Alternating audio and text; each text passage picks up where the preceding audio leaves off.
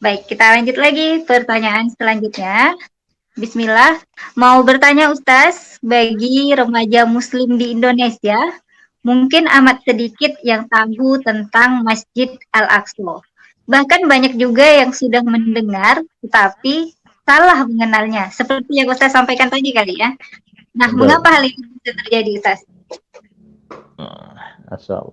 Ya, hal ini terjadi sekali ini adalah introspeksi bagi kita umat Islam ya untuk tadi mengapa sampai kita melupakan Masjid Al-Aqsa padahal ini adalah masjid yang ketiga yang harus kita datangi sebagaimana sabda Rasulullah. Ini salah satu, mohon maaf ya, ini salah satu faktornya adalah Al-Aqsa itu sudah luput dari kajian di masjid-masjid.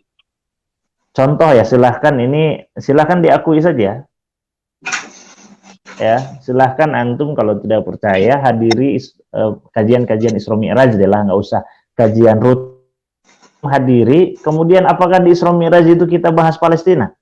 Apakah di Isra Mi'raj itu kita bahas Masjid Al-Aqsa? Ya, saya yakin tidak tuh. Yang selalu dibahas di kajian Isra Mi'raj apa? Kalau saya sebut Isra Mi'raj, apa yang kata pertama yang muncul dalam otak kita? Itu selalu saya datang ke masjid-masjid kalau kajian Isra Mi'raj itu selalu saya tanya, kalau kita mengenal Isra Mi'raj apa kata pertama yang muncul? Selalu jawaban ibu-ibu atau jamaah itu sholat katanya. Betul nggak? Silahkan jujur pada diri. Kalau saya ngomong Isra Mi'raj apa hal pertama yang muncul dalam ini? Semuanya pasti sholat karena Isra Mi'raj itu sangat lekat dengan sholat. Betul. Tetapi tadi makanya ini harus menjadi bahasan penting. Saya mengajak yuk mari mulai hari ini para ustadz, para kiai, para ulama ketika Isra Mi'raj minimal Isra Mi'raj ini setahun sekali bahas Palestina. Bahkan saya pernah mengajak di salah satu masjid, kalau tahun depan hari ini boleh saya diundang misalkan ngisi kajian Isra Mi'raj, tapi tahun depan Isra Mi'raj jangan di masjid lagi. Yuk kita peringati Isra Mi'raj tapi di jalanan dalam bentuk aksi. Kita gelar aksi, bahwasanya kita menolak gitu ya penistaan terhadap Masjid Al-Aqsa. Itu yang penting dan itu yang lebih dahsyat dibandingkan kita ngaji misalkan di masjid tapi tidak dapat pengertian apa seperti tadi sampai kita lupa ya. Kenapa? Karena tadi kajian-kajian Masjid Al-Aqsa sudah luput dari kajian para asatid, jarang dibahas. Yang sering dibahas oleh asatid itu ya tadi melulu tentang akidah, tentang akhlak, tentang misalkan nikah. Bahwa ini nih kalau bab kajian nikah itu paling rame kajiannya gitu kan. Nah, padahal kalau misalnya saya pernah mendapatkan salah satu ceramah dari seorang syekh, kata beliau sebetulnya ini walau saya tidak demi Allah ya mohon maaf kepada para asatid yang mana ini bukan ditujukan kepada siapapun, tapi ini saya mendengar ceramah dari beliau. Kata beliau, ketika kemarin terjadi di bulan Juli, ya terjadi penutupan Masjid Al-Aqsa selama 2 pekan, ya, dan umat Islam sama sekali tidak boleh masuk. Itu kata beliau, demi Allah gitu ya. Ketika hari ini para ustadz, para kiai, para ulama masih membahas tentang akhlak, masih membahas tentang birrul walidain, masih membahas tentang hal-hal yang sepele atau misalkan cara-cara sholat atau yang membatalkan sholat, masih itu saja di dalam kajiannya itu adalah pengkhianatan terhadap risalah, terhadap syariat karena ulama ini harus menyampaikan apa yang update. Hari ini Palestina Masjid Al-Aqsa sedang membutuhkan suara setiap ulama. Hari ini Palestina Al-Aqsa sedang membutuhkan dukungan dari suara-suara ulama, suara-suara para ustadz. Maka minimal dengan kajian itu kita isi bahasan kita dengan Palestina. Itu mungkin di antara salah satu faktornya. Dan faktor yang selanjutnya tentunya itu faktor internal kita sebagai umat. Kalau faktor eksternal ya pasti itu tadi ada ghazwul fikri.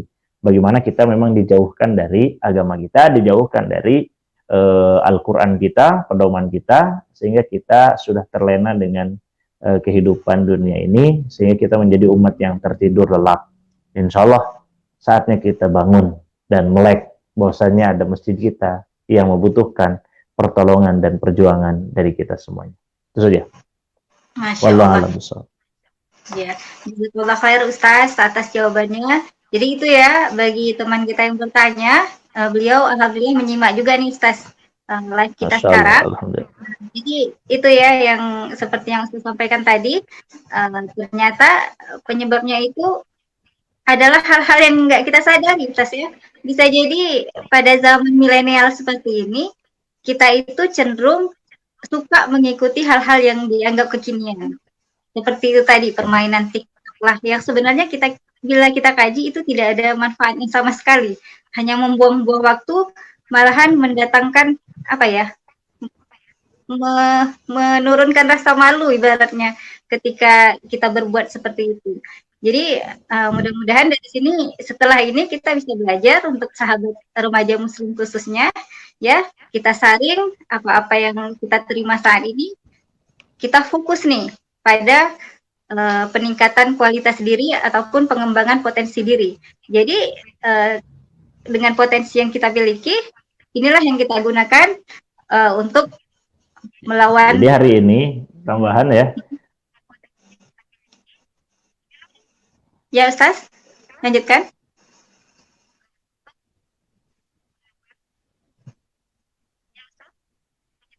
Lanjut. Ya. Ya, jadi seperti itu ya teman-teman. Ya, jadi mulai hari ini saatnya kita kalau khususnya nih yang selalu ada kajian-kajian online di WA Group ya, saya juga sering diundang gitu ya. Untuk mengisi kajian online pasti ketika ditanya temanya apa, temanya satu bab nikah Ustaz, kalau nggak nikah tentang bab hijab, kalau nggak hijab pokoknya akidah gitu. Jadi ya mulai hari ini mintalah sama ustadz-ustadz yang lain, Ustadz kaji dong tentang Palestina gitu. Insya Allah ustadz juga, yang lain juga insya Allah sangat memahami dan ilmunya juga sudah paham, tinggal kita minta saja gitu supaya mereka hari ini mulai, apalagi hari ini kan sudah tadi tahapan bahaya gitu Al-Aqsa, dengan adanya rencana-rencana bagaimana mereka ingin menggolkan namanya proposal damai, the deal of century. Ya. Ya, mudah-mudahan ada guru-guru kita yang juga menyimak ya acara ini. Mudah-mudahan ya tergerak hatinya untuk kembali membahas Palestina. Dan sebenarnya Ustaz, program Q&A kita pada malam hari ini itu lahir karena itu tadi hausnya saudara-saudari kita pengetahuan tentang Palestina. Jadi ketika kita posting tentang Palestina, kita kabarkan kepada teman-teman tentang Palestina, bahkan pada suatu ketika yang mirisnya lagi, ada yang sampai bertanya, Al-Quds itu apa, Kak? Nah, jadi dari sini bisa kita lihat betapa minimnya ilmu saudara-saudari kita yang di luar sana mengenai Palestina. Bahkan kita sendiri yang berjuang untuk Palestina ini pun masih terus mengupgrade diri, insya Allah masih terus menambah pengetahuan kita, apalagi kalau bicara soal sejarahnya Ustaz ya, itu sangat luas sekali kaitannya dengan apa yang terjadi di Palestina hingga saat ini. Jadi itu teman-teman, sudah dijawab oleh Ustaz pertanyaan-pertanyaan kita pada malam hari ini. Alhamdulillah ya. Masih ada pertanyaan lain? Kayaknya tadi di komenan itu, coba dicek di komenan kayaknya sih ada tuh ya. Tapi belum jangan sampai tenggelam. Alhamdulillah itu muncul Ustaz. Kita baca dulu. Nah ini saya udah baca dari tadi soalnya. Masya Allah, ternyata Ustaz menyimak ya. Mau bertanya, sampai kalau kepada saudara kita di Palestina nih, ya, sampai kapan Ustaz? Pertanyaannya kita kembali ke kita, ya. Nah, sampai kapan? Berarti kapan kita punya rencana bareng-bareng untuk membebaskan Palestina? Kenapa? Karena kalau kita dengar jawaban Ustadz Abdul Somad ya sangat mengena sebetulnya kan. Ketika Ustadz Abdul Somad ditanya, kenapa sih Ustadz gitu ya? Allah membiarkan saja orang-orang Zionis ini gitu ya membantai. Mereka kan udah kurang apa ya? Yang paling zolim itu mereka kan orang-orang Yahudi, memang udah jelas dalam Quran saja bagaimana gitu ya kebengisan mereka, bagaimana sifat-sifat buruk yang tersemat pada mereka yang Allah sebutkan dalam Quran, termasuk mereka ini kan sampai membunuh para nabi, para syuhada, ya orang-orang soleh itu mereka berani bunuh. Bahkan mereka nanti menantang Allah gitu. Kok kenapa itu ya? Dibiarkan itu, enggak Allah hancurkan seperti umat-umat terdahulu. Nah, justru Ustaz Abdul Somad ini kan menjawab dengan gampang. Ini ya adalah keutamaan ataupun apa fadilah bagi orang-orang Palestina karena mereka diuji langsung dengan seperti itu. Tetapi ya ini adalah ujian bagi kita orang-orang yang melihatnya. Ketika kita menyaksikan itu, kita apa termasuk orang yang tergerak atau diam saja itu. Jadi sebetulnya pertanyaan balik ke kita ini adalah bukan pertanyaan Allah. Allah maha mampu. Seperti saya sampai Allah maha mampu membuat apapun, tetapi Allah ingin melihat saja. Allah ingin menyaksikan apa peran kita dan kontribusi kita. Seperti saya sampaikan di awal tadi, sampai kapan? Allah sudah punya jadwalnya. Ya kan? Allah sudah punya jadwalnya kapan Palestina merdeka. Kalau saya nanya wallahu alam bisawab sampai Islam kembali kepada jayanya insya Allah selesai gitu. Tapi kapan itu wallahu alam bisawab. Tetapi yang jelas Allah sudah kabarkan itu dalam Al-Qur'an surat Al-Isra ayat 7 gitu ya. La tadkhulunal masjida kama dakhuluhu awwala marrah. Itu sudah janji Allah dan pasti. Karena kita yakin akan janji Allah ya. Itu adalah suatu hal yang pasti. Palestina akan kembali merdeka, Al-Aqsa akan menjadi kembali kepada tangan kaum muslimin, tetapi tadi kapan? Allah alam bisawab, tinggal yang terpenting adalah mungkin nanti yang membebas ke Al-Aqsa itu adalah orang-orang yang lahir setelah kita tidak merasakannya gitu ya. Orang-orang yang anak-anak cucu kita mungkin nanti yang menyaksikan kemerdekaan, Allah alam. Tetapi kan yang terpenting itu adalah peran kita. Apa nih peran saya? Bagaimana saya mempersiapkan apa anak keturunan saya? Ya, bagaimana saya mempersiapkan masyarakat saya ataupun generasi setelah saya sebagai penerus? Ya, sebagaimana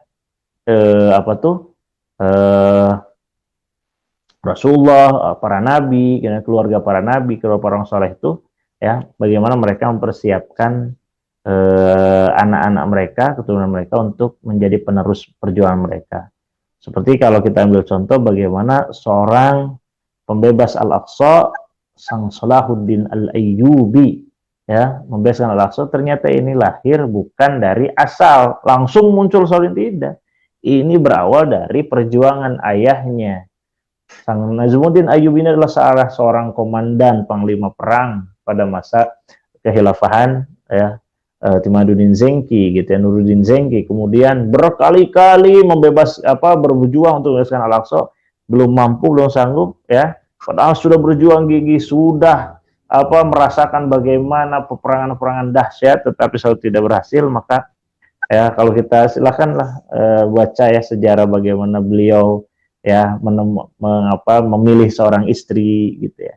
Jadi ketika dipilihkan siapa atau apa kriteria istri yang ingin dinikahi, ternyata kan yang punya cita-cita untuk membebaskan Al-Aqsa. Karena saya nanti gitu ingin punya keturunan yang dia akan melanjutkan perjuangan saya untuk membebaskan Al-Aqsa. Sehingga ketika Salahuddin Al-Ayyubi ya kecil ini lahir ke dunia, doa pertamanya adalah Allahumma ja'alhu minal fatihin. Ya Allah, jadikan anakku ini sebagai pembebas Masjidil Aqsa.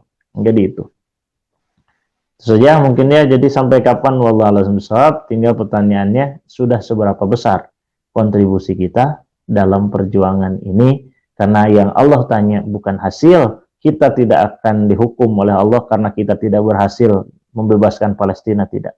Kita tidak akan dipertanggungjawabkan oleh Allah. Kenapa kamu tidak membebaskan Al-Aqsa gitu ya? Kenapa di zaman kita ya Al-Aqsa dinistakan atau Al-Aqsa ini tidak merdeka? Tidak. Tapi yang ditanya, apa yang kita lakukan ya selama Al-Aqsa dinista? Apa yang kita lakukan? Apa kontribusi kita? Apa peran kita ya untuk berupaya membebaskan Al-Aqsa? Karena ya tadi pembebasan atau kemerdekaan itu sudah Allah jadwalkan, ada jadwalnya. Sebagaimana kalau kita lihat ini sedikit ya. Peran Ashabul Kahfi, silahkan. Ashabul Kahfi saja, ini yang 7 orang ini gitu ya, Masya Allah, 7 orang pemuda ini, mereka pejuang, gigih, gagah berani, tetapi apa yang terjadi? Ya, Allah tidurkan selama 350 tahun yang dan ketika mereka bangun, ternyata dunia sudah berubah gitu ya. Raja yang zolim sudah berubah menjadi raja yang tidak zolim, kan begitu. Ya, justru ya tadi jadwal itu Allah yang memiliki. Ya. Wallahu a'lam bishawab.